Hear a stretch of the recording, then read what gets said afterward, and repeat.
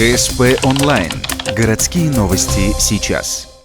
Четверг, 11:00, стартует чемпионат по горнолыжному спорту.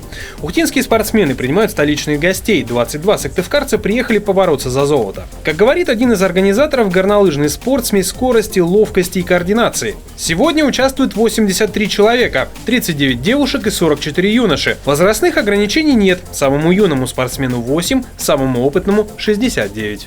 Занимаюсь я не так давно.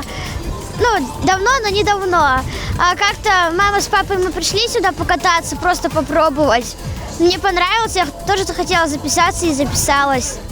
Чемпионат делится на две части. Первая – слалом. Как поясняет инструктор, этот вид более маневренный. Все зависит от количества створов, так называемых ворот. Их 30. Это серьезно усложняет задачу спортсмена.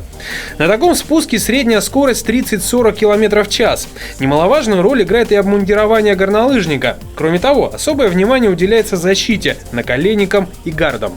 Первая попытка прошла довольно-таки успешно. Вы сами видели, что некоторые участники не справились. Трасса сложная. У нас она одна из самых сложных трасс в Республике Коми. Поэтому попытку не все прошли участники.